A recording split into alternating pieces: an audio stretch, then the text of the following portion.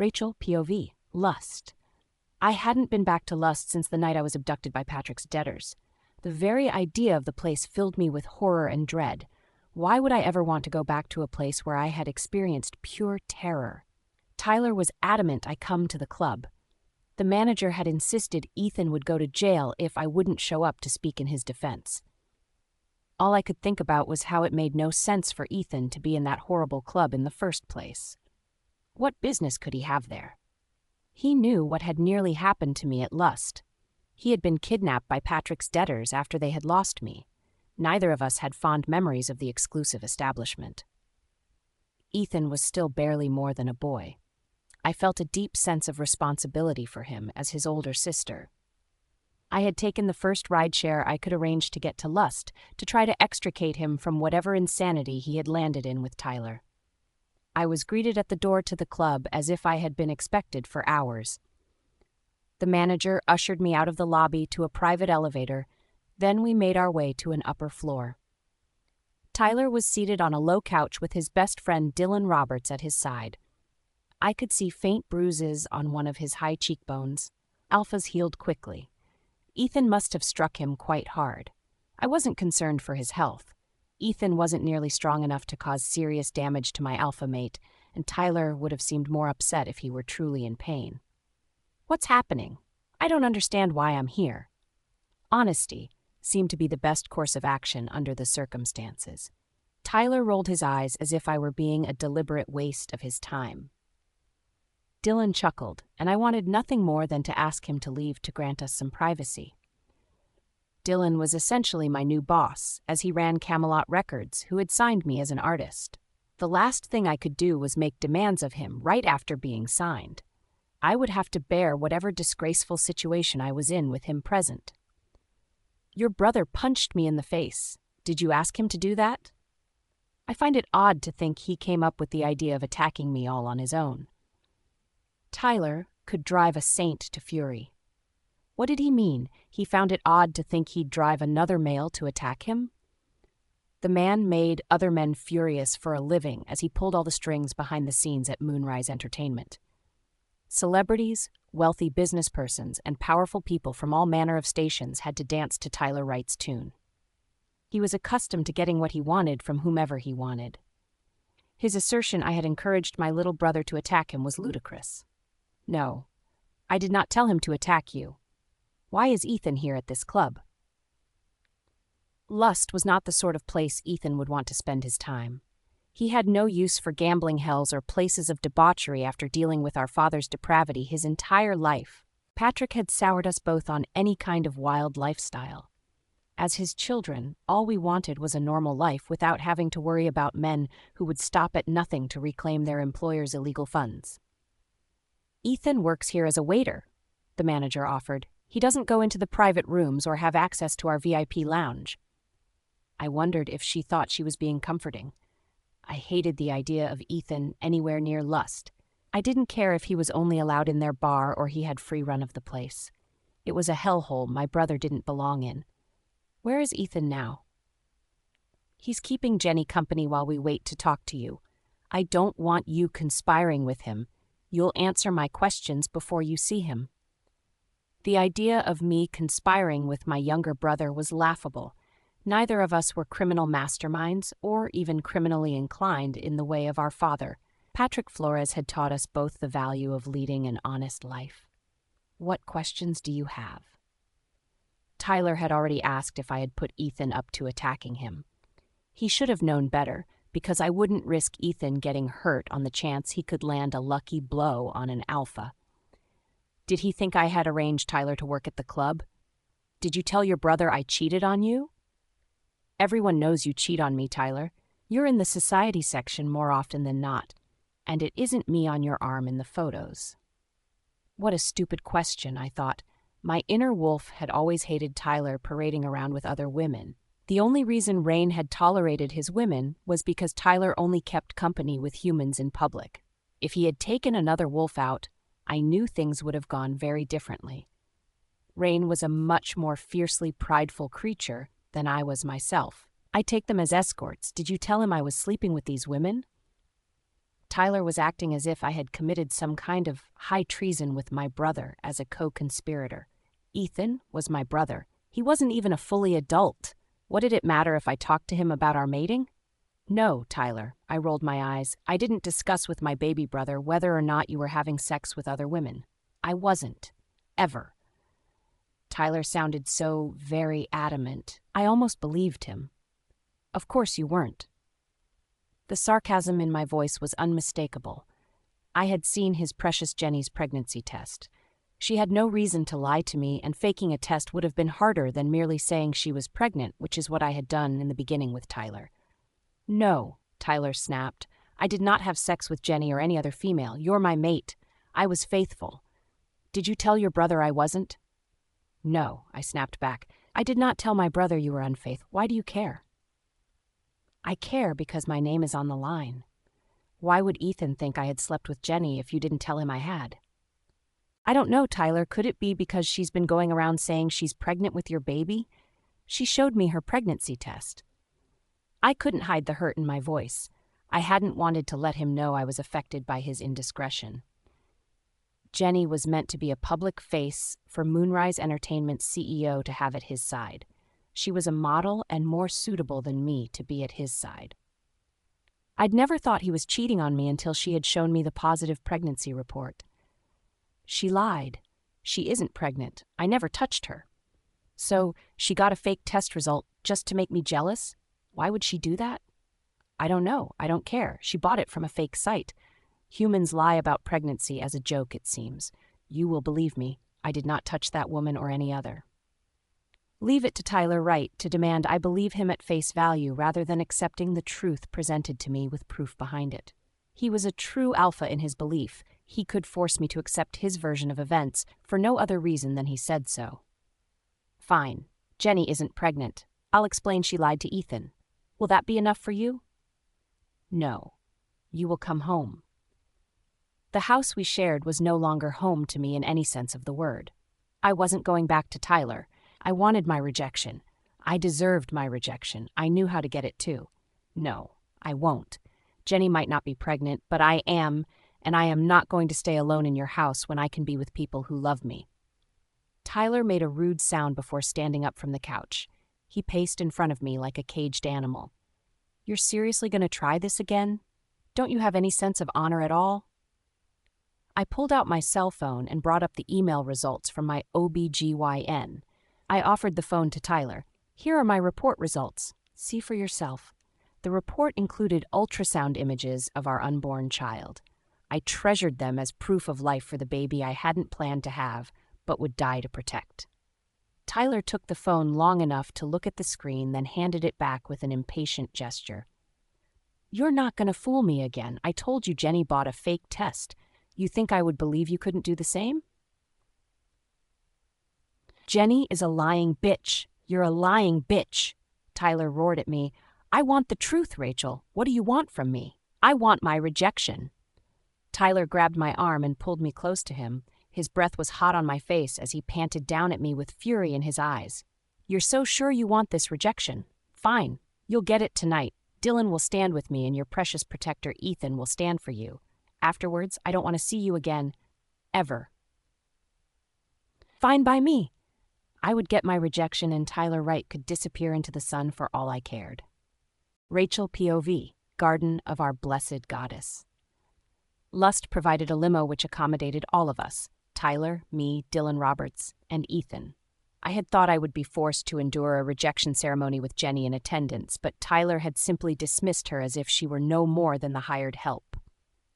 Humans weren't usually welcome at wolf ceremonies. I doubted Tyler told Jenny to leave for me as much as to save face for himself. No alpha wanted to be rejected, and the ceremony worked both ways in. I was rejecting Tyler every bit as much as he was rejecting me. My part had already been done, but the formal ceremony required a blood exchange. We left the car with the driver in the parking lot of the garden. I was grateful Ethan held my arm to help me walk because my shoes weren't very practical for the grass, and Tyler was moving at a hurried pace since seeing my pregnancy report. Once we reached the shrine itself, Tyler bit his thumb to bring forth blood. Alpha blood had an enzyme in it which made it more potent than other blood. The blood of our alphas had been used to save lives, craft magic, and connect us to our heritage throughout history. The shrine wouldn't open to allow access to the Forsaken Blade without the blood of an alpha. Any wolf could reject their mate, but the ceremony had to be approved by an alpha. I had never known of an alpha to be rejected by their mate. Tyler wasn't acting as if he wanted to save our mating for any reason other than pride. I was excited by the prospect of seeing the Forsaken Blade for myself. "Do you know the words to the rite?" Dylan asked, though I wasn't sure if he was talking to me or Tyler. "I do," I admitted easily. "It's the blood exchange which severs the bond more than the words. The Forsaken Blade is meant to cut the ties between mates. It's the blood magic used with the blade that matters." Dylan nodded as if he understood. His eyes were fixed on the blade as Tyler took it from the exposed shelf which had opened in the shrine. I hadn't expected it to look so forbidding. The metal shined with an unnatural light, and runes were carved over its surface with a skill machines couldn't match. Whoever had forged the blade had done it using the oldest magic in the wolf world. I hoped we would have good luck severing our bond and avoid upsetting the balance we lived in with our wolven nature. Tyler held the knife loosely. I wondered if he was afraid of its magic, or if he simply didn't want to clutch something so sacred with anything less than full respect. I took it from his hand without any resistance. Cutting into my palm, I murmured, "I, Rachel Flores, vessel of rain, reject Alpha Tyler Wright, vessel of wind, as my fated mate. As this bond bound us, let us now be unbound from here forward. Blessed be our beloved goddess. Amen." My blood dripped thick and rich onto the ground before the shrine. The wound wasn't deep, but it was bleeding more freely than any I had ever had before. I knew it was the magic of the blade at work, rather than any accident on my part. I thrust the knife into Tyler's hand and held my bleeding palm up for him. Tyler stared at my hand as he cut his own palm and repeated the phrase with his name in the place of mine. He pressed our palms together, and our blood mingled a touch of heat I wasn't expecting. Gasping, I whispered, "It feels like fire. I think it's supposed to burn." Tyler waited until the blood flowing between us dried up. Both of our cuts sealed themselves into faint pink scars, and then returned the Forsaken Blade to the shrine. I thought he should have cleaned it, but it was pristine as it disappeared back into the hidden space which held it. Old magic made me feel young and hopelessly inexperienced. I was grateful my brother was there to wrap his arm around my waist when I swayed on my feet. "Are you okay, sis?" I nodded. "A little dizzy. I think it's normal." "You're not in pain?" I wouldn't have admitted to being in pain if I were being flayed alive. I had wanted my rejection, and I had gotten it. Tyler Wright was going to be free of me as surely as I was going to be free of him. The sting of rejection was already fading, though I was having a hard time with my balance. I felt as if I were standing on the edge of a cliff. Was that the rejection? Or was it because my body wanted to come up with some kind of reaction to the sudden loss of our connection to Tyler and his wolf? "No, Ethan, I'm okay. The dizziness is passing. Will you come to Bella's with me?" I wanted my brother to be with me for a while longer. I didn't trust him alone with Tyler, and I wanted to reassure myself he was safe, even though he had been the one to pick a fight with my former alpha mate. I closed my hand and was surprised by how tender the cut still felt. Wolves healed fast, and the magic of the blade had made it close up even faster. I was still taken aback by the fact it pained me at all. Wasn't this supposed to be a simple ceremony? Everything over in a few moments with a few words and only a little blood? I wished once more my mother was still alive so I could have someone to ask. Patrick wasn't even close to being enough of a parent to ask for advice. He'd have never approved of me rejecting Tyler anyway. Housewright had too much power for Patrick to be willing to set aside a connection with them. Their money was enough of a lure for his loyalty. "Do you want us to drop you by Bella's?" I shook my head at Tyler. I didn't want to spend any more time with him in case he decided to become vindictive again. "No, I'll call a ride. You should get home and get some rest. You look as if you've had a rough day." "It's been eventful," Tyler admitted. "Dylan, you're with me?" Dylan nodded, and I wrapped my arm around my brother to accept Ethan's help to leave the shrine. We would have a ride take us back to Bella's apartment, where I would check Ethan over for injuries. I didn't think Tyler had hit him back, but who knew? I hadn't been given a chance to talk with Ethan more than a few words. Why had he attacked Tyler? Was it because he'd heard about Jenny's pregnancy? Jenny's fake pregnancy? I wondered. Tyler had never wanted to have a child. His belief was children born into alpha houses were only wanted for the assets they represented. He had been treated as a commodity more than a son by his own father, and he had only become valuable after his older brother, William, had lost his ability to shift into his wolf form. Why did you hit Tyler? Ethan looked at me from his side of the cab. His expression was troubled, guilty almost. I heard his woman bragging about how they were having a baby. She called you a whore. He didn't say anything. I couldn't stand it. Tyler says she's not pregnant. He has never wanted children, you know. Why did he agree to the rejection ceremony so suddenly? I could tell Ethan didn't believe Tyler's claim Jenny wasn't pregnant. He probably believed Tyler had cheated on me more than once. Jenny was a very attractive woman. Models tended to inspire men to think sexy thoughts. I told him even if Jenny wasn't pregnant, I shrugged. He didn't believe me. He thought I was trying to scam him again. You're pregnant? Ethan believed me immediately, which was gratifying. I gave him a wry grin. I am? A little over 8 weeks now. That was part of what I wanted to talk to you about at Bella's place. I'm staying with her now. Ethan nodded. I think you should probably stay with her or with me. I don't think you should be alone with a baby coming. What if something happens to you? How could something happen to me with all the people who love me around? I wasn't interested in getting my own place. Ethan wouldn't have to worry about me demanding any kind of independent living situation. I just wanted to make my music and grow my baby where I was, with people who loved me. I'll get some more work. We'll make it. Don't worry about it, Ethan. I've got a music contract now. I do think we may have to go shopping for a bigger place to live, though, since we're about to be a bigger family. Would you like to share a place with me now? Absolutely. I'll help find a place that's perfect for my new niece or nephew. We got this. As we pulled up to Bella's place, I felt hopeful we did have things under control. I briefly mourned Tyler's lack of interest in our child. Then I got out to escort my brother in to work on a future together with my best friend. Tyler wouldn't ever have to know about the baby, I thought. Why should he care if I kept our child if he never had to get involved? Rachel POV, Camelot Records. Morning sickness persistently bothered me. I couldn't count on it to go away as the day wore on either. Sometimes I would feel nauseated all day long from the time I woke up until the time I went to bed. I was tired often, too. No one had warned me pregnancy could be so hard on the body. I was used to being healthy and able to do anything I chose, feeling as if I needed to nap often, needing to keep ginger ale and crackers with me all the time to avoid being sick, and having body aches was totally foreign to me. I would have had second thoughts about the baby, except no matter how terrible I felt physically, I was elated mentally. Every day was filled up with joy at the knowledge my baby was growing while I was making music I loved.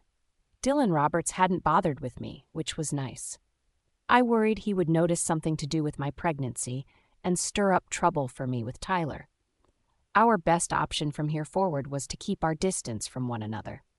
Tyler didn't want a child, and I did. Life was just as it should be, in my opinion. My agent Howard had arranged several shows for me. I was flown business class. Every appearance was nicer than the last. I was featured on several talk shows where I played my hit song, Love at the First Sight. My song began to get more traction than ever when a movie chose it to be the theme and began heavily advertising their trailers with my music over the images. You ready for another day in the studio? I smiled at Howard. I'm definitely ready for more recording. We have 3 tracks to record today, is that right? Yes. Are you sure you're feeling up to doing all 3? We don't want to wear you out. You need to be aware of how to take care of yourself while you're trying to build your career. I wondered if Howard knew about my pregnancy. If he did, he hadn't said anything. He made sure I had water and crackers and ginger ale. It was Howard who ensured every appearance had a private dressing room for my use. I was treated very well by every host at every performance. Howard was the one I had to thank for my good treatment. I'm taking care of myself. You look tired. Make sure you get plenty of sleep between shows. The music will hold up on its own. You don't have to exhaust yourself to prove anything to anyone. I felt as if I had a lot to prove. Rumors about why I hadn't started my career straight out of college were terrible. People seemed determined to find some kind of scandal to link to me. The reality being, I had found my mate and he'd not wanted me to work was not nearly interesting enough. Tabloids were running a story I had been a rich man's kept mistress. Reporters were saying all my heartfelt words about love were the result of being in love with an unavailable man. In a way, I thought they were right. My mate hadn't wanted me, even though we'd been meant to be, according to fate. Tyler had not come forward to speak out on my behalf. I wasn't surprised by his lack of interest. I had been a secret for him to keep when we had been mated. There was no reason for him to come forward to claim me as his own, now our rejection as official. They're saying I'm a kept woman. They're going to say a lot of things about you, Rachel. You have to learn to shrug it off. Lies are always going to be more interesting than the truth as far as the media is concerned. I didn't want to be lied about. My mating had started with a lie against my own conscience. I'd done what was necessary to protect my brother. I was going to have to do whatever was necessary to protect my child now.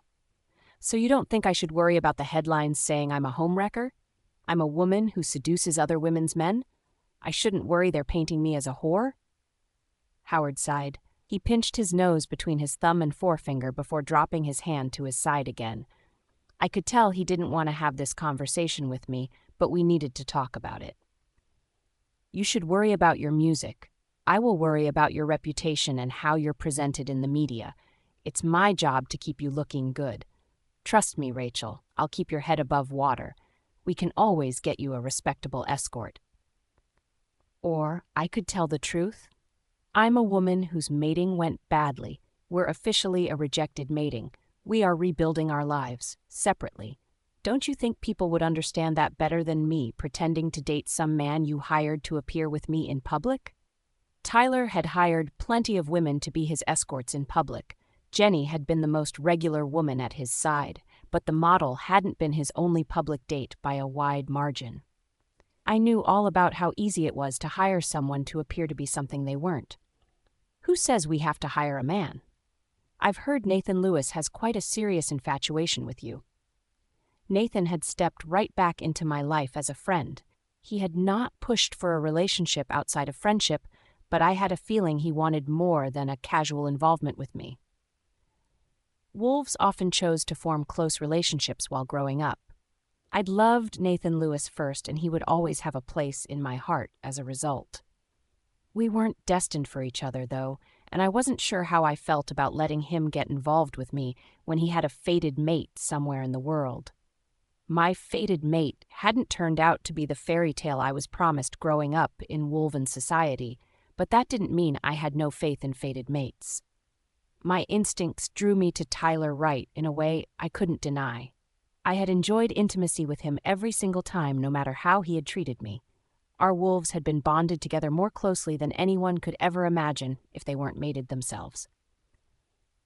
Nathan Lewis deserved to find his own mate. I wanted him to have the fairy tale I hadn't gotten. Nathan needs to focus on finding his mate. Nathan is a grown man who seems to be interested in making his own decisions about who he spends his life with. Or do you think he's not competent to make up his mind himself? Howard knew there was no way to argue against Nathan making up his own mind regarding his mate. If I claimed he couldn't make his own decisions, I was emasculating him, and he was too much of an alpha for me to try to knock him down. If I claimed he was making the wrong decision, I was as much as admitting I believed I had made a mistake in rejecting my fated mate. He's welcome to make his own choices. I just want him to know I care. I also don't want him to get caught in the rumor mill with me. I think his reputation could benefit from a little dirtying up. He's notorious for being the devoted son. Don't all women really want the bad boy? Howard was ridiculous. I laughed in spite of myself. Nathan Lewis is a lot of things, but he'll never be a bad boy. He is the pride and joy of House Lewis. Full Moon Pack is already counting down the days until his father retires to place him in the role of Alpha. How will that work? Does his old man have to die for him to take the throne, so to speak? No, I chuckled. It's not the same as a throne either. He will take over the Alpha position when his father chooses to abdicate being head of the pack, or he dies. His father will abdicate. He's very in love with Nathan's mother, and they want to travel while they're still healthy enough to see the world. Well, I'm going to make sure you get to see the world as much as I can. In the meantime, go record some more music to make us both richer. I felt buoyant as I made my way to the recording studio.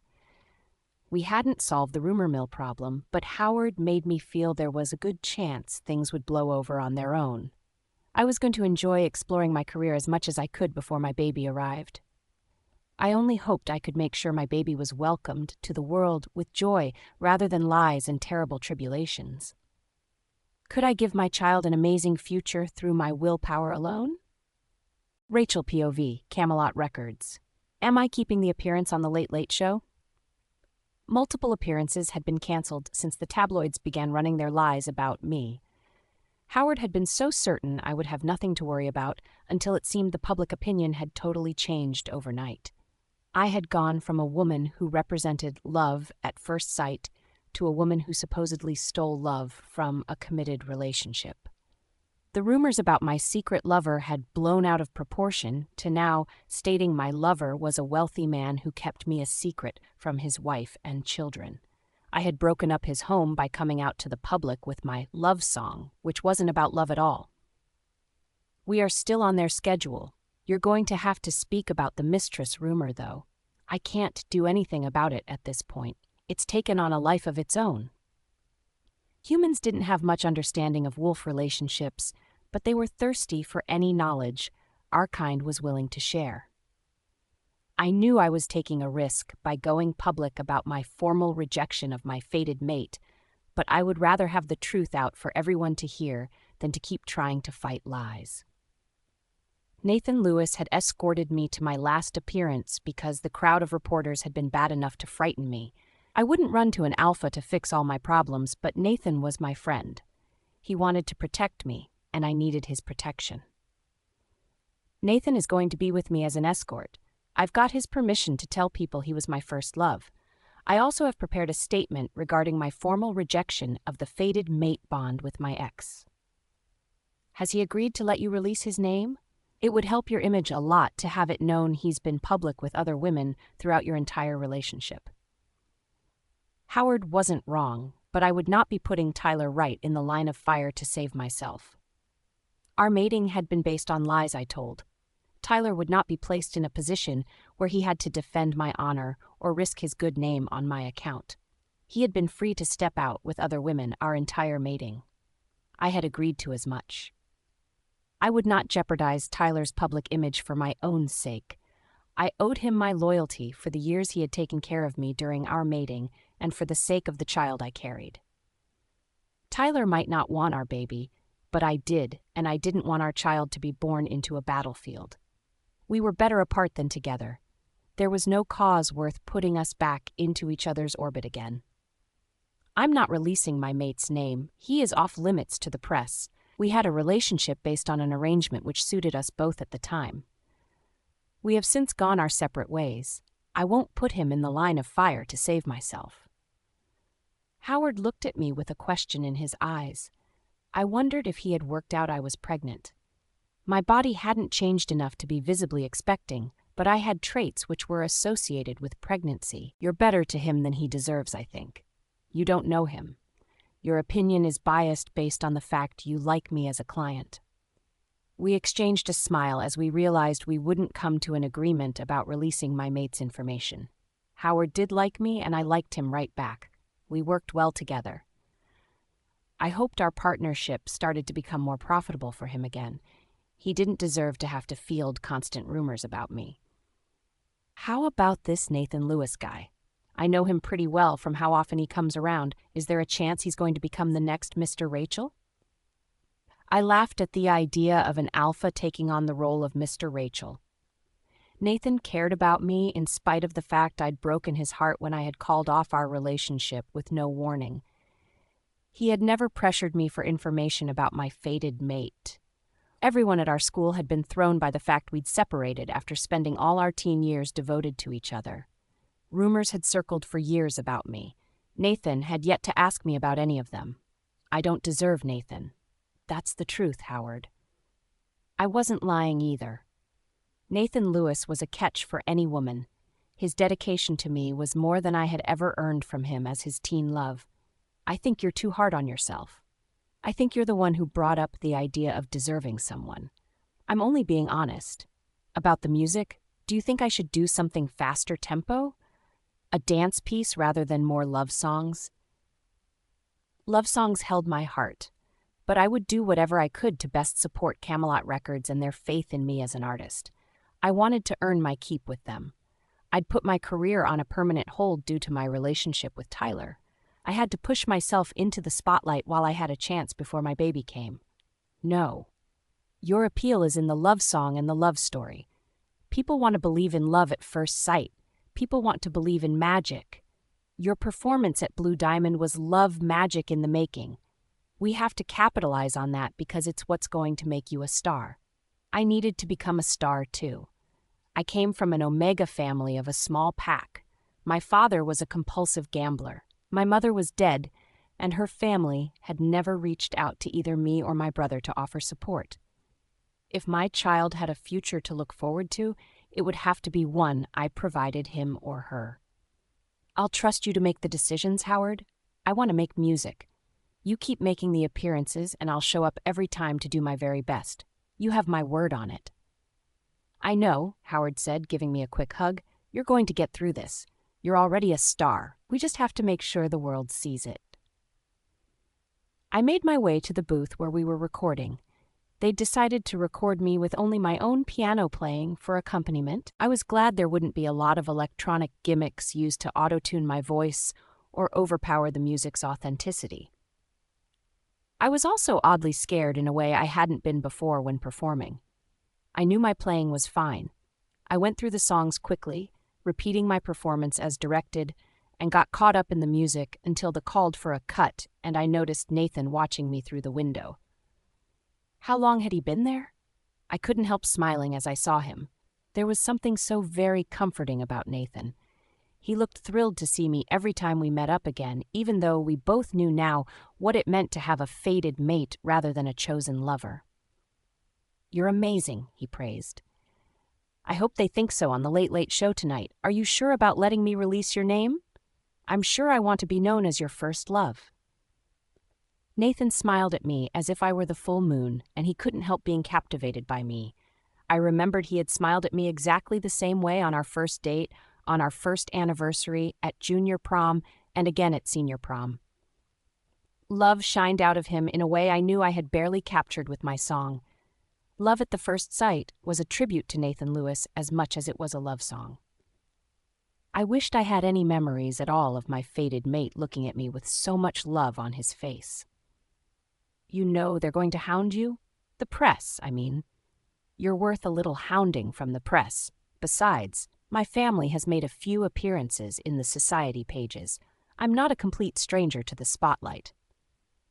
House Lewis was a strong house. They were the alpha house to Full Moon Pack, and Nathan was going to be their alpha as soon as his father abdicated. No matter how many times I tried to reconcile this powerful alpha with his love for me, I still couldn't believe he wanted to be mine. I'm going to bring you trouble. I couldn't keep a little sadness out of my voice. I knew Nathan deserved better than me, no matter what he thought or said. I just wasn't strong enough to turn down the chance to hide under his protection for a little while at least. I look forward to it, Nathan said, wrapping his arm around my waist. Now let's go get ourselves seen on camera together. Look out, Late Late Show. Here comes Rachel Flores, songmaker. Rachel POV, The Late Late Show. Amazing, absolutely amazing. Rachel Flores, everyone. My performance had gone off without a hitch. The studio audience went wild for the live tale and Love at the First Sight. I felt as if I were flying as the host welcomed me to come sit beside his desk. Now, I was told by a little bird, known as our producer. You're going to name the man who was the inspiration for Love at the First Sight tonight. Live! On our show! I looked into the crowd where I saw Nathan clapping along with the rest of the studio audience. He was beaming at me with so much joy, I couldn't question his dedication to me. I didn't deserve Nathan, but I was going to keep him as long as I could all the same. Yes. The host gestured to me to continue, grinning at me as if we were the only two people in the room instead of in front of several hundred people. Go ahead. Dazzle us, Rachel. Who is the lucky man who inspired so much love in you? Nathan Lewis, I stated with the confidence I could only attribute to the man himself. Nathan supported me in a way no one ever had. My father had used me, my brother had needed me, my mate hadn't wanted me after my lies, which started our relationship. I was lucky to have Nathan to stand at my side, much less to stand there beaming with pride. I hear he's basically werewolf royalty, is that right? He's a prince or something? Does that make you a full moon Cinderella? I laughed at the idea, shaking my head. I don't know if I would go so far as to say Cinderella. Nathan will be alpha of Full Moon Pack. He is a prince to me for sure. Do you think you need to worry about midnight with him? Is it possible the carriage turns back into a pumpkin? Not with Nathan, I said confidently. He's the kind of prince who doesn't look at the clock. He's the same any time of day or night. I'm very lucky to have been able to experience love for the first time with him. We were high school sweethearts. I could tell from the look on the host's face he was about to bring up the rumors regarding my supposed secret life as a mistress. I wanted nothing more than to ask him to be quiet, give me some grace, forget about the ugliness, and go back to talking about the beauty of the music. Rumors sold more records than wishful thinking, though, so I tried to keep my smile in place as the questions I dreaded started to come. You didn't stay together after high school, though, did you? We've all heard a lot of things about you. I've heard you're a secret lover for a married man. I've heard he's a wolf who kept you a secret from his fated mate. I've even heard he was your fated mate and his family didn't approve of the match. Is that what happened? Tell us the truth, Rachel. The world wants to know. I wanted to say the world could go fly a kite, but my baby needed me to be charming and charitable. I had to sway public opinion back to my side of the divide before my reputation was irreparably damaged. In a few months, I would be a mother, and then my main focus would have to be my child. Right now was the time I had to focus on the music alone. I couldn't squander a single second. I found my fated mate after a one-night stand. It wasn't the same as love at first sight. We were pulled together by instinct. I don't regret giving in to my instincts and having a mating with my fated mate. The moon goddess is said to give all wolves the one best suited for them. I held my hand out and presented my scarred palm for the camera. I held still while a cameraman moved in to get a close-up of the damage. I was proud I wasn't shaking. Somehow I'd expected to feel horribly exposed showing the mark of my rejection, but instead I found I felt emboldened. I was more than my fated mate. I spent 3 years with my fated mate. We tried to make our relationship work for the sake of our heritage. Things outside both of our control made us a bad match despite our chemistry. What's this scar from, Rachel? Is that from your mate? Were you abused? No, I shook my head, giving a rueful chuckle. I wasn't abused physically. The scar is from the official rejection ceremony, which severed our mate bond. We are both free to find another mate if we are lucky enough to be granted a second chance mate by the moon goddess, or to develop a relationship without the mate bond present. Wolves can and do fall in love the way humans do. Fated mates were as much a fairy tale for our kind as they were for humans. Humans were the ones who thought all wolves were guaranteed their fated mate in their lifetime, when the likelihood of finding the one true mate for each wolf was very low. So, are you and Nathan Lewis back on? Is that what we're hearing? I laughed as Nathan stood up to clap enthusiastically, causing the whole audience to burst into spontaneous applause with him. It seemed they believed in love. Second chance sweethearts sounded better to me than rumors of being a kept mistress or a homewrecker. We are exploring our futures together, I allowed. Nathan didn't owe me a relationship. He didn't deserve to be strung along for a second round of romance with me. I wanted him to have the fairy tale, even if it hadn't worked out for me. He seems to be pretty excited about the exploration. Nathan Lewis is here in the house, everyone. Can we get a camera on Nathan? The host didn't surprise me too much by pointing out Nathan to the camera operators. I knew he would be placed on display. Nathan had known he was going to be subject to public scrutiny if he gave me permission to name him on the show. I wasn't surprised by the host. I was surprised by how happy Nathan appeared to wave at the camera as he stood there for me. Nathan was proud to be standing up for me. He's a heartbreaker, right? I'm a lucky woman. I started the applause then, and even yelled out myself when the women catcalled him as a hunk. Why shouldn't I celebrate Nathan? If he could be proud to stand for me, I could be proud to stand with him. Fate had forced Tyler Wright to want me. A force greater than our will had shoved us together, and neither of us had benefited from the arrangement. Let's talk about your music some more. I bet this guy has you singing lots of love songs, right? Is that what we have to expect from you coming forward, Rachel? More love songs? I followed the cues of the host and finished the interview on a much happier note than it had begun. I could tell the audience was happy for me.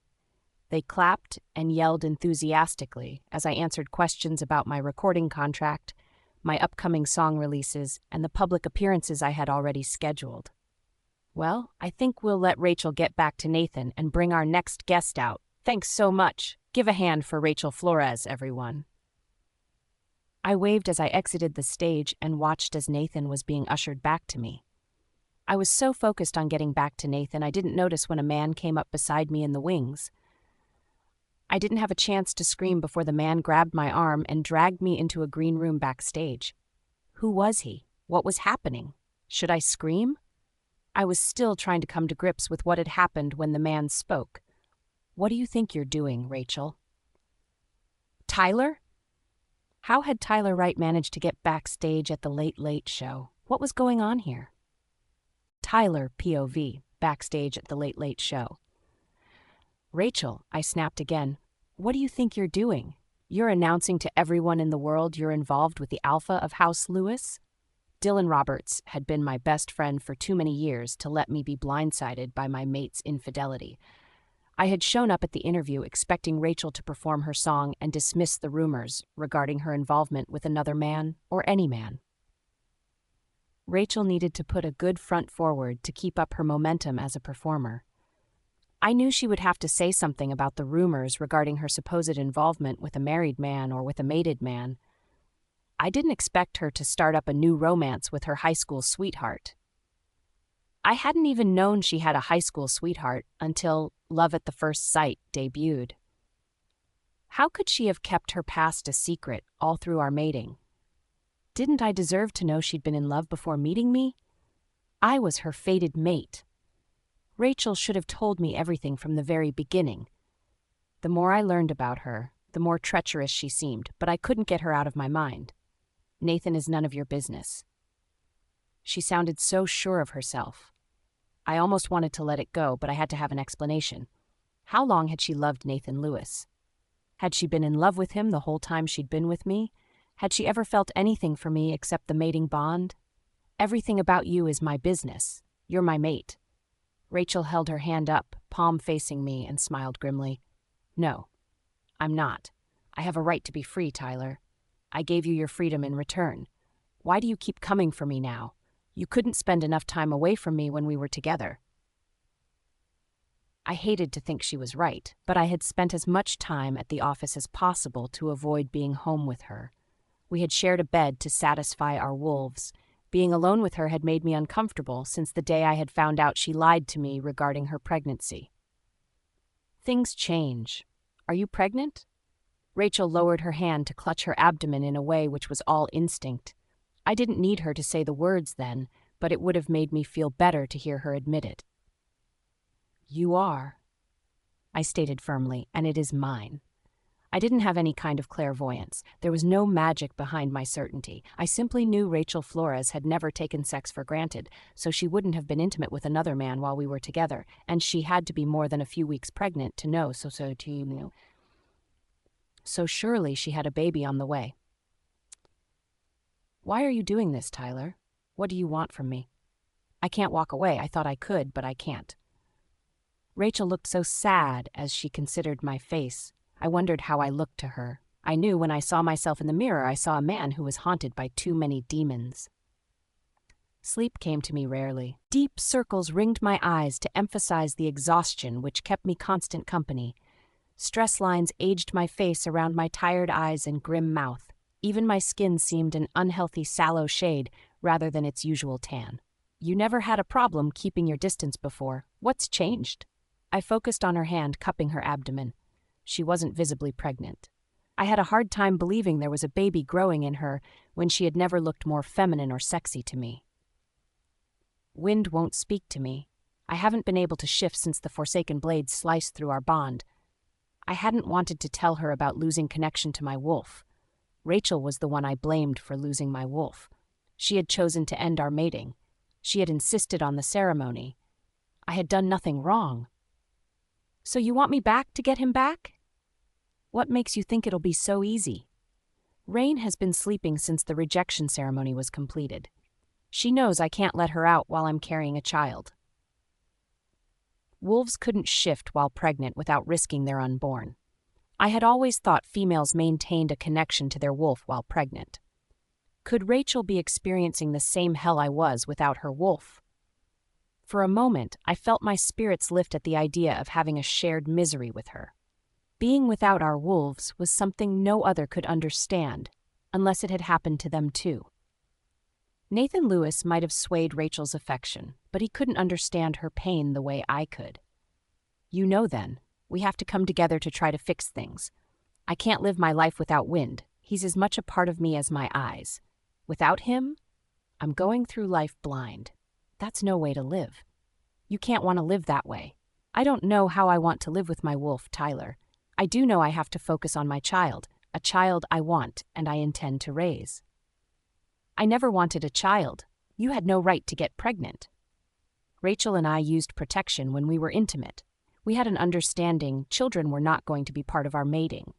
Our lives were complicated enough without an unwanted pregnancy. I couldn't believe Rachel had accidentally become pregnant. We weren't intimate enough for it to be random. She had to have stopped using her birth control or damaged the condom. "You think I got pregnant on purpose?" I snorted at her outrage. "Rachel, you trapped me into our mating by saying you were pregnant. It isn't hard to believe you chose to get pregnant for your own reasons." "What reasons would that be? I'm not the one following you around. I'm not coming after you. You keep coming after me. And I don't understand you for it. What do you want? Do you want to punish me because Jenny got her picture in the paper with me, and you didn't?"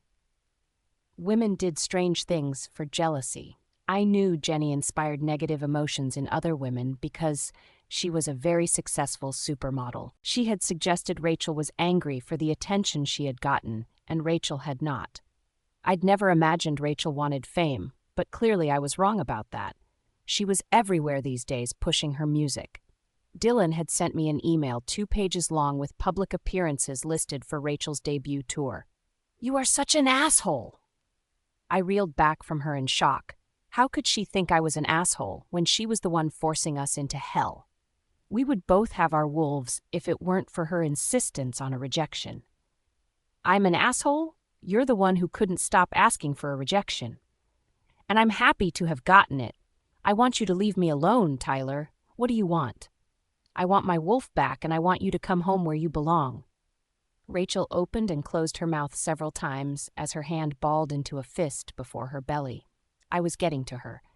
I didn't know what she was feeling exactly, but I could tell she wasn't detached or patronizing me with repetitions of rejection this or rejection that. "Tyler, we never had a home. We shared a house. You weren't happy with me. I know you're worried about losing your wolf. Wind will come back around just like rain will. Our wolves loved each other, but surely you know their feelings can't be our reason to be together?" Why couldn't we be together for our wolves? They were part of our souls. Their happiness was the same as our happiness. I could be satisfied with a life in which I had the ability to shift on command, and Wind ran with joy beside his mate Rain. You're being ridiculous. I'm going to tell you right now. I will give you another chance. I will even let you have this baby if you're so determined to have it. Come home with me." Rachel shook her head at me as if I were speaking a foreign language. "I was never home with you, Tyler. I can't go back to what we had. It didn't make me happy. It won't make either of us happy to return to that. Now I have to go meet up with Nathan. Goodbye, Tyler." I grabbed her arm as she went to leave the green room. "I'm not ready to say goodbye, Rachel." "Too bad. She's already said it. Let her go." Now. I turned to the sound of an alpha command and found myself face to face with Nathan Lewis, the wolf who was trying to take my mate. Rachel POV. Backstage at the Late Late Show. Let her go, now. Nathan used his alpha voice to command Tyler to release me. I wasn't surprised when Tyler let go of my arm. Even other alphas responded to an alpha command, and Tyler had never had a reason to disobey an alpha. His father had kept his respect all his life, even though Nathan hadn't been born from his fated mate bond with his wife. I moved closer to Nathan out of a need to distance myself from Tyler more than a desire to be close to Nathan. Tyler had gotten angry with me in the past. We'd never had a smooth mating. He had never physically abused me, but I knew he was capable of losing control.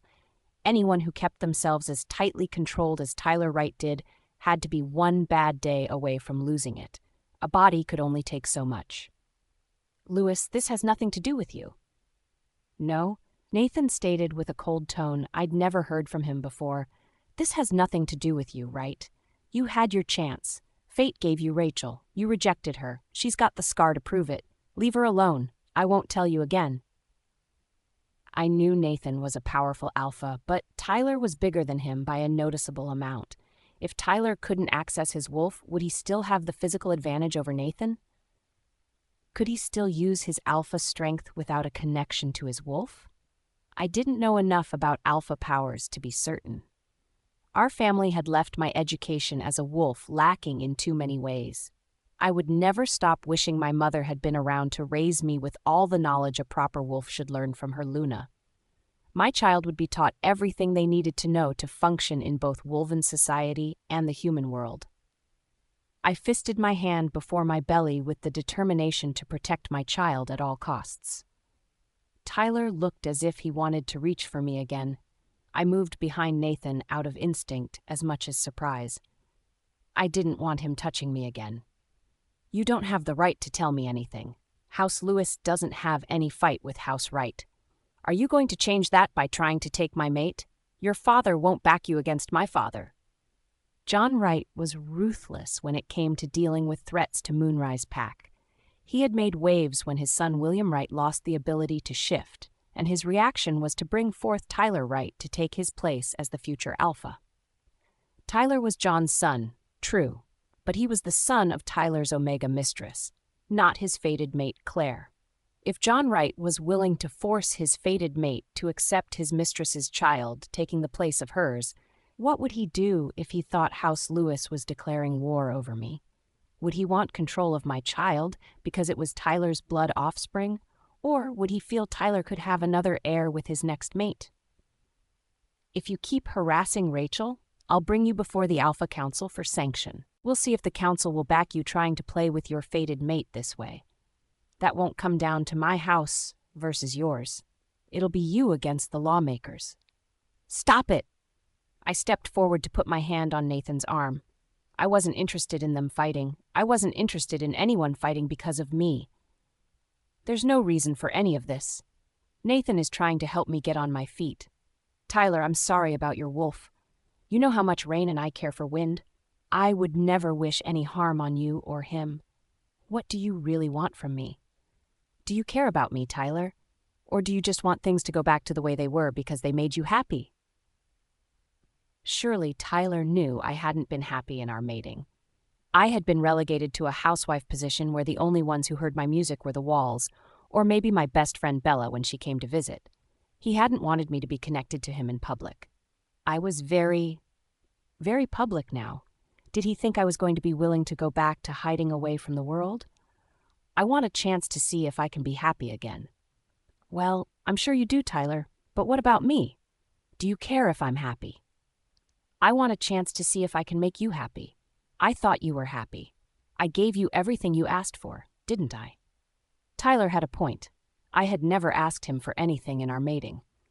We had not been happy together, but I hadn't voiced out loud how unhappy I was, and he hadn't been given any reason to believe I was miserable. I didn't spend my days crying. Tears were a wasteful extravagance to me. I'd tried to make him believe our life was good together. Had I done too good of a job faking being the perfect housewife? So you want to see me?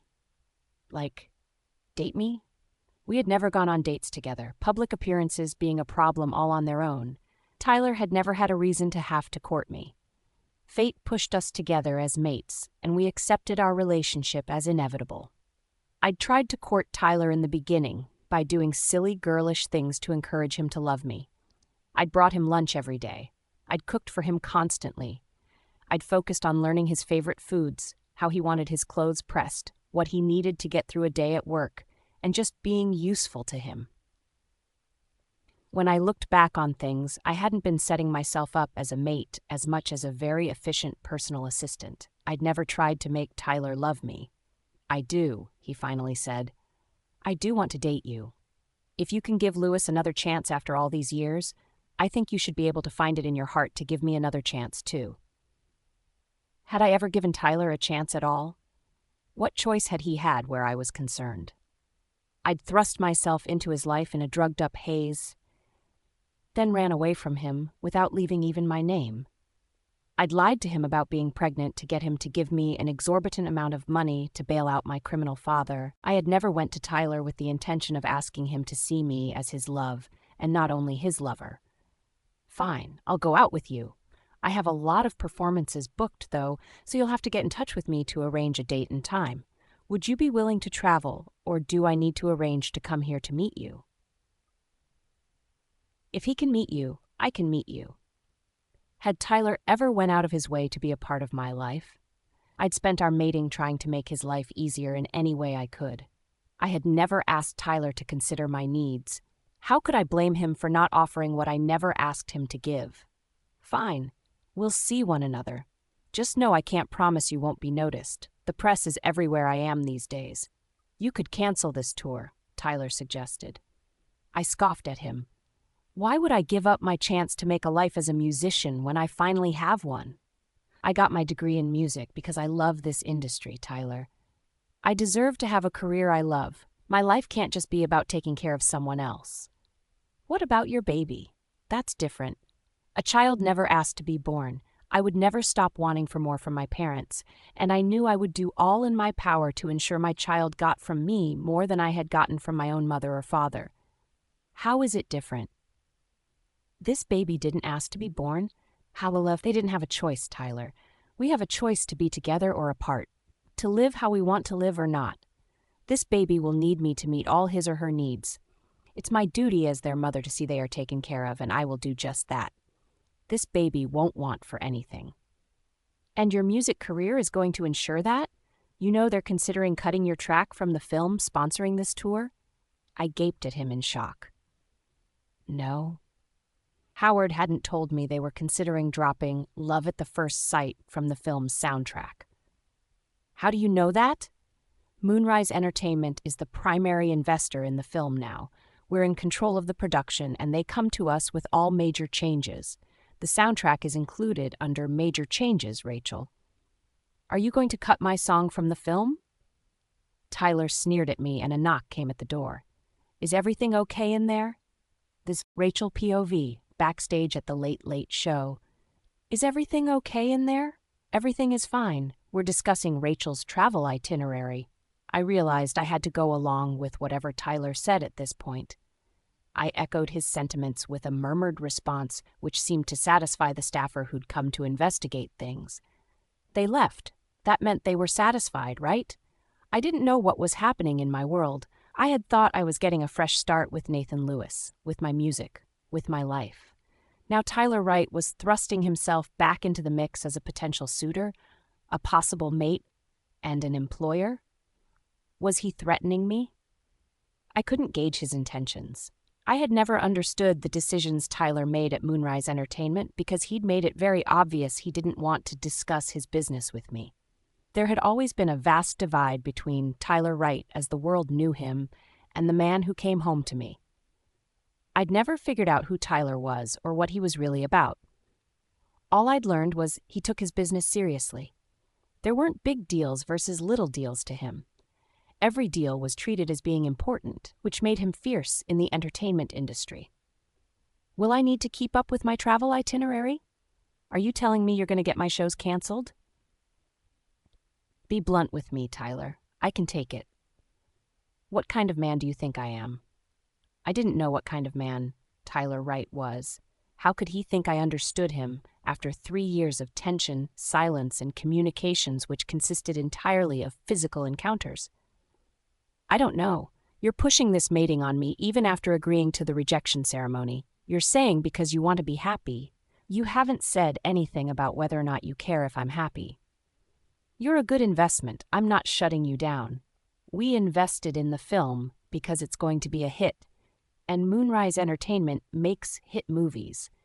The producers are making a mistake considering changing the soundtrack because it's your music which is going to push this film to the top of the box office. It'll be your music people will go to the theater to experience. It'll be your music on the radio driving people to buy tickets over and over again. I didn't know what to say. Tyler hadn't given me such a long speech in our whole relationship. He'd never been generous with his praise. I felt flattered to think he was so sure about the potential success of my song. I knew he was too serious as a businessman to invest without fully believing in the project. Thank you. I felt the thanks was a weak response, but it was how I honestly felt. Tyler and I might have a chance to develop a relationship for our child if we were more honest with each other. I wanted our child to have parents who could communicate freely. I'd grown up in what was essentially a single-parent household. Since my mother had died when I was young, Patrick hadn't been much of a father, which had left me and my brother floundering on our own. Of course, I wanted my child to have a better upbringing than I'd had myself. Don't thank me. I'm not trying to flatter you. I'm just telling you the truth from a business standpoint. I'll protect your interests in the film because it will protect my investment in the film. We'll both benefit from this movie's success. So will our baby, I pointed out. Yes, Tyler agreed. I suppose the child will benefit too. Are you going to take me before the Alpha Council for the child's care? I thought about asking for half your assets to ensure our child doesn't want for anything. I felt ashamed as I admitted I had considered appealing for part of Tyler's assets to support our child. I hadn't been employed, though, and I had no savings. There was no safety net in my bank account for me to rely on if my music didn't do well. House Wright would support a child if I applied the baby as a potential heir to Tyler's bloodline. I knew they had the money to support a legitimate heir. I also knew the amount of fear Tyler had for a child to be used as a pawn in the bloodline games Alpha houses played. The worst thing I could do in his eyes would be to apply this child as a potential heir and place it into the hands of his father for potential matchmaking or future alliances. Now you don't want my money? No, I want to earn my own money. I want this baby for myself. You didn't ask for a child, neither did I, though I'm sure you won't believe that, but I do want this child, and I will do whatever I have to do to support him or her myself. Nathan touched my arm gently. I'm here too. If you need anything at all, you should know I pledge House Lewis will support you. Your family may be an Omega house, but we don't discriminate.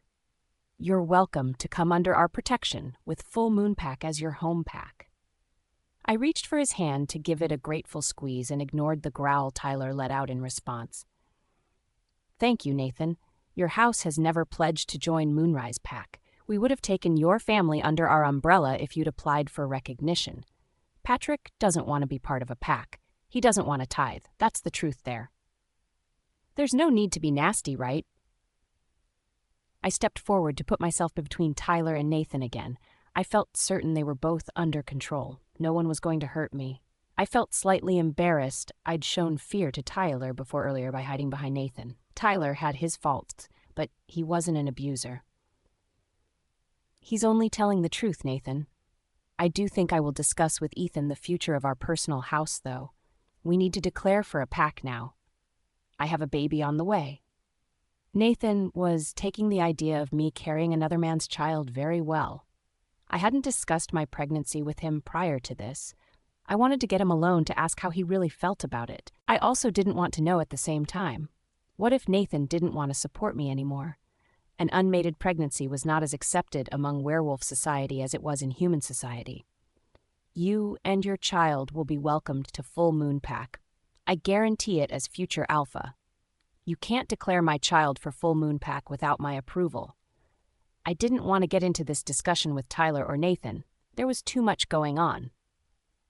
I was tired and sore from performing and traveling. I wanted to get out of this studio, take my heels off, and drink something to soothe my stomach.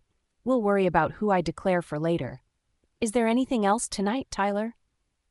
I want to see you again. When are you willing to meet me? My schedule was being maintained mostly by my agent. Howard kept track of everything far better than I could. I took my phone out and opened my calendar to stare at it blankly. I don't know, Tyler. I can't think right now. Can I go over my schedule and text you with options? Call me. I don't take appointments through texts. I nodded warily. Yes, Tyler, I'll call you. Fine. I'll wait for your call. Tyler left with his back so straight I wondered how he was able to walk. He was clearly furious. I wasn't sure if he was angry with me or Nathan or both. All I knew was I had agreed to let him back into my life after I'd finally gotten him out of it, and I wasn't sure I was upset about giving him another chance. Nathan turned to me and took both my hands in his, rubbing his thumbs over my knuckles. Are you all right? He didn't frighten you, did he? No. I wasn't all right. Yes, I had been frightened. I was still frightened. My life was so uncertain. I'm going to be fine. Thank you for your support. You know, I would understand if you wanted to back out now. I didn't mean to hide my pregnancy. I just haven't been announcing it. Nathan shook his head. No, you don't owe me any explanations. I'm happy you're happy. You are going to make a wonderful mother. I'm sure of it. Just as sure as I am, I want to spend the rest of my life with you, Rachel. Is that okay to tell you now? It was overwhelming, in all honesty, but I was grateful Nathan was upfront with his desires. It's okay to tell me that as long as you understand I don't know what I want to do with the rest of my life. It's okay. We'll work on it. Together. I felt gratitude toward him for his understanding, and I accepted a hug from him gratefully. I didn't know what was going to happen next, but I did know we had a plane to catch. Let's get out of here before we're left at the gate. We have to be on the plane in under an hour to get back to town.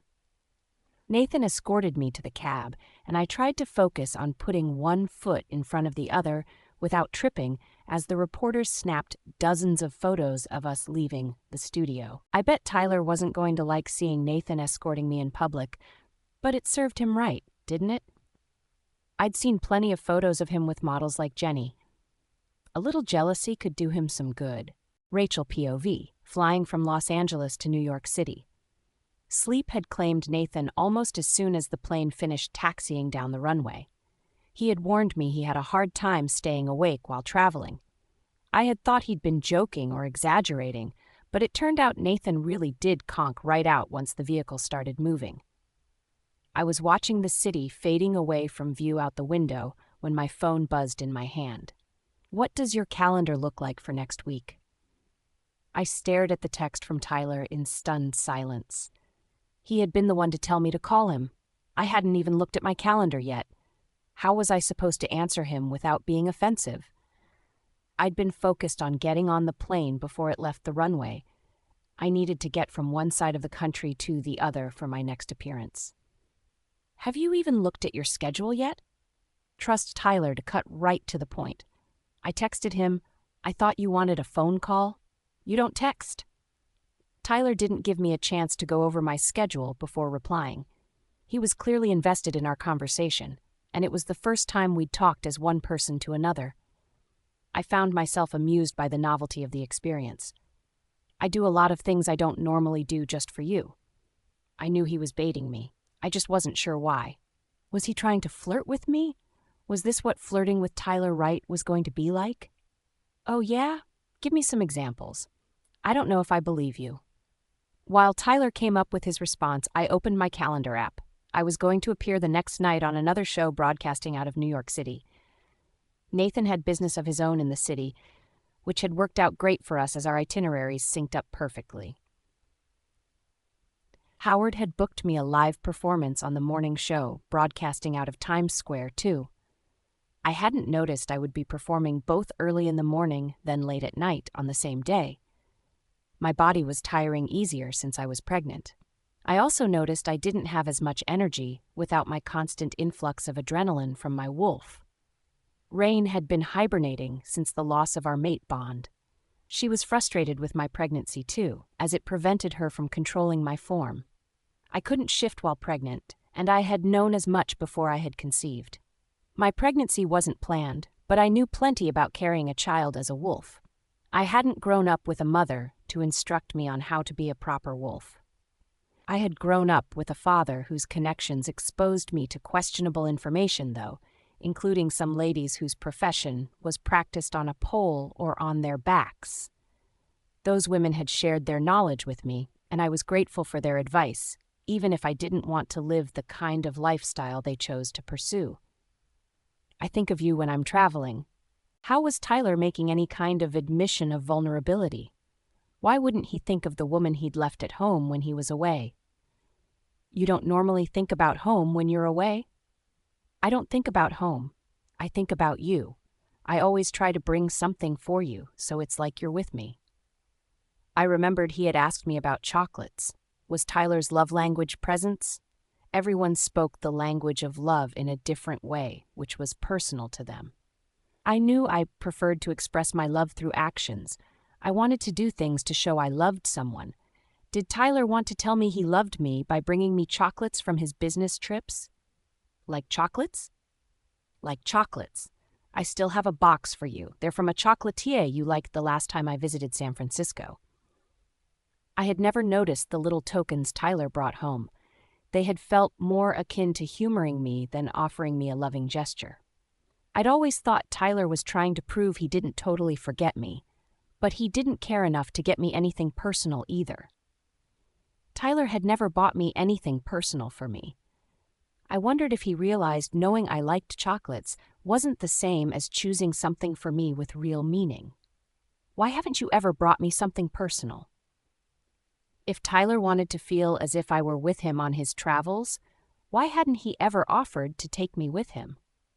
Why hadn't he brought me something intimate? Why hadn't he bothered to call me or, hell, even text me when he was traveling? I don't buy personal gifts.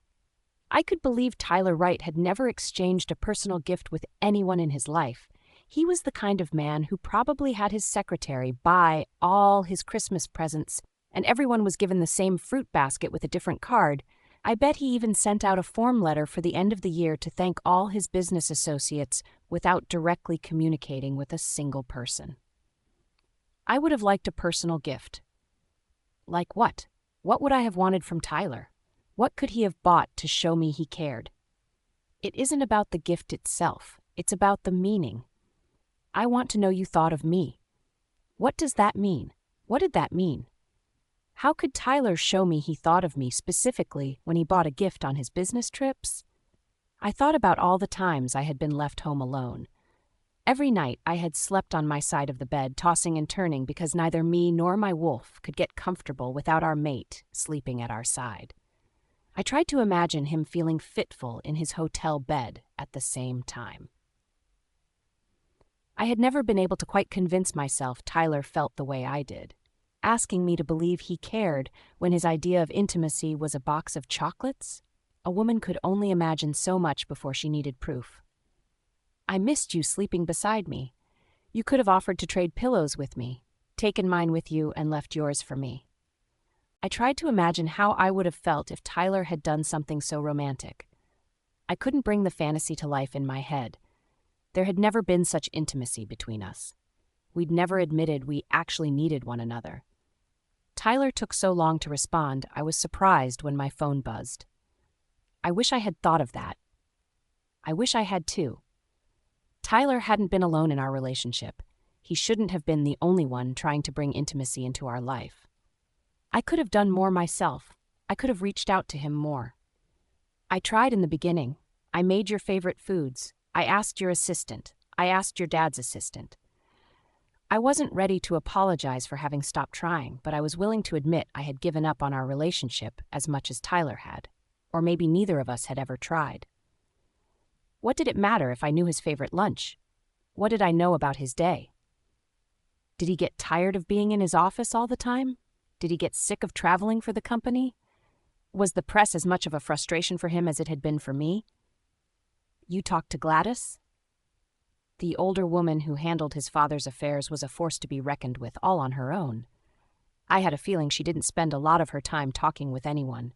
She had been serious in every interaction with me. I did. She's the one who told me you hate eating chicken. I don't hate chicken. I hate chicken wings, or any chicken served on the bone. I'm not an animal. I don't want to gnaw on my food.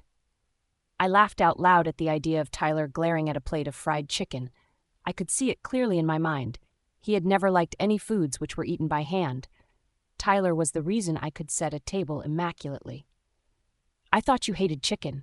How did we go 3 years without eating chicken, or talking about chicken? Tyler didn't waste any time responding with a laughing emoji. I felt lighter than I had in an age. Who knew he could be so easy to talk to? I finished looking over my schedule and texted carefully, Wednesday, I can meet you any time after 2 p.m. Would that work for you? I'll see you Wednesday at 2 p.m. Meet me at the house?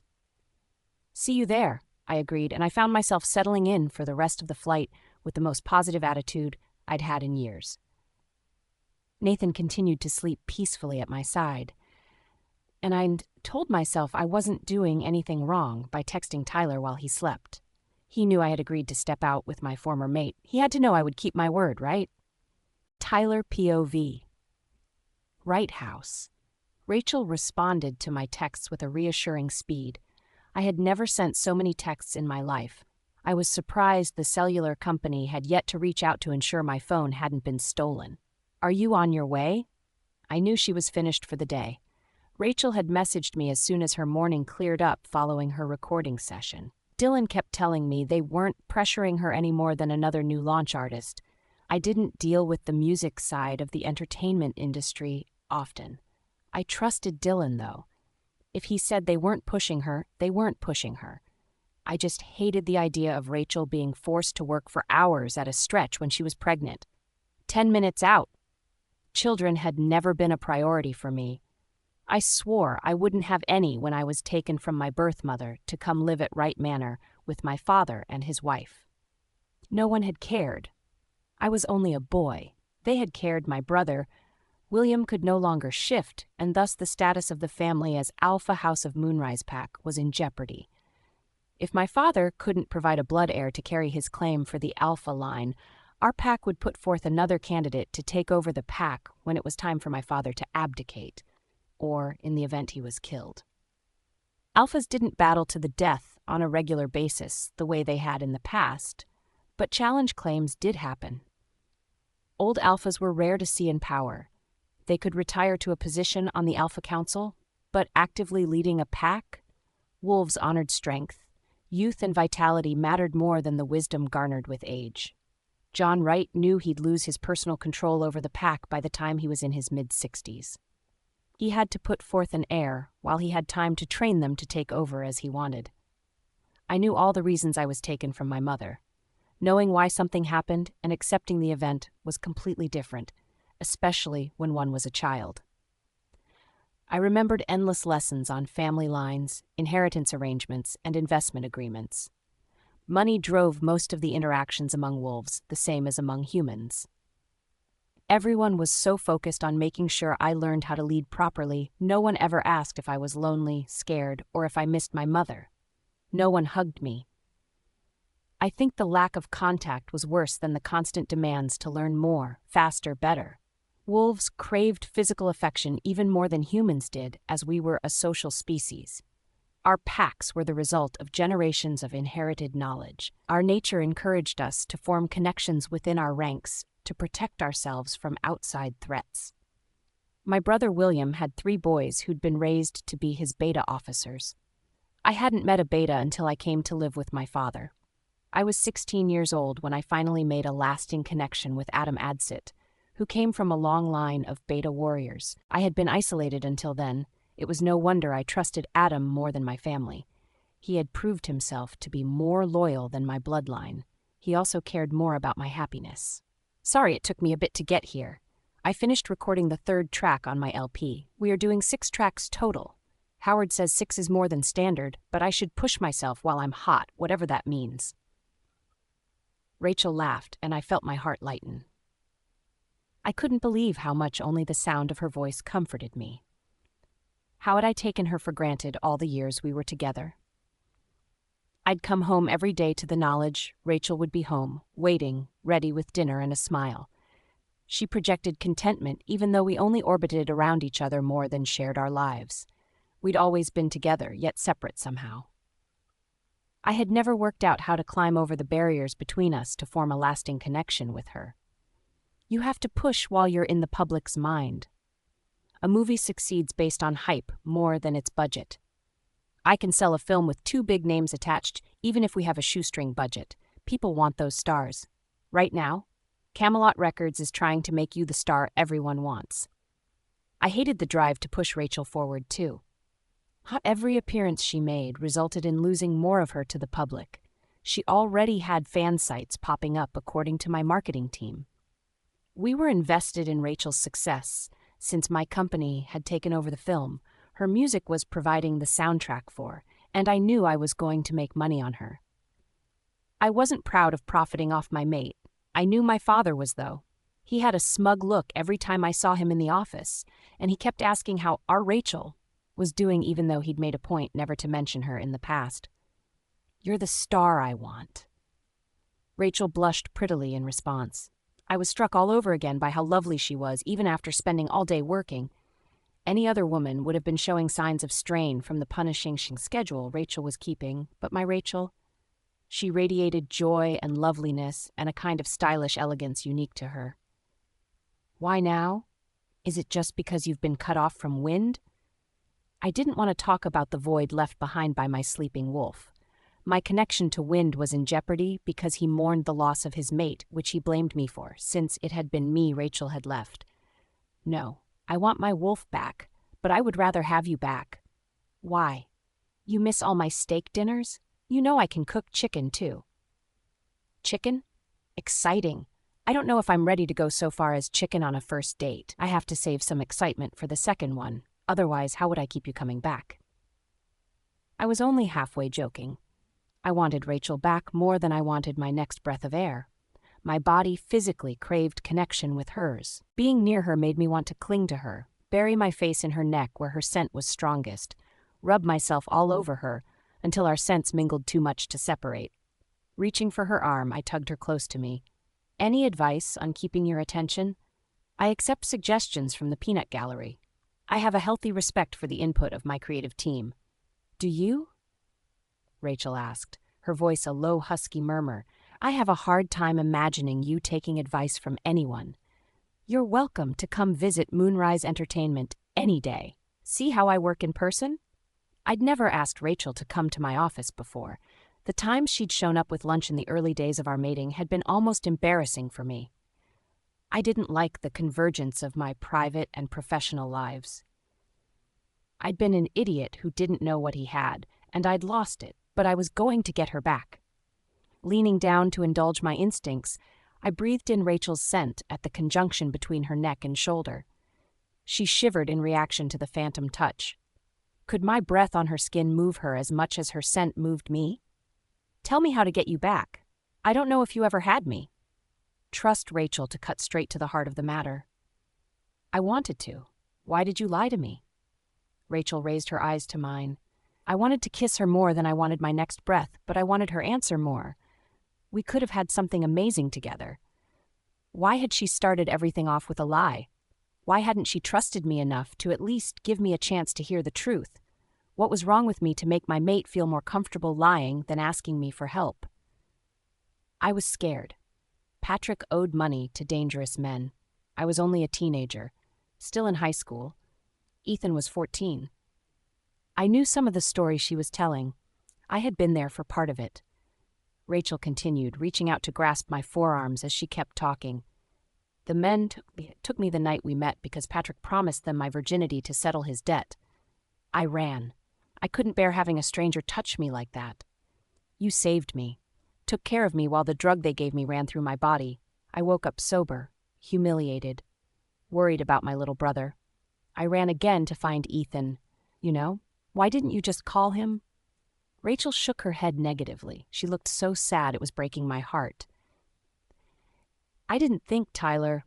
All I wanted was to get away from this huge mess Patrick had made for me. See my brother, try to put my life back together. Why didn't you wait for me to wake up? I would have helped you. Why didn't you think I would help you? I didn't know you, Tyler. I had a choice to make, and I chose my brother over you, my mate. I regret it, but I can't change it. I got a ransom demand when I made it home. These men who had taken me, they had Ethan. They sent video where they were torturing him. I had to get the money they wanted or they'd kill him. Badly. Patrick Flores was scum. It wasn't hard to believe Rachel's story. Why didn't you ever tell me the truth about it all? Why keep it a secret? Rachel smiled at me sadly. Men don't really want a woman of mystery.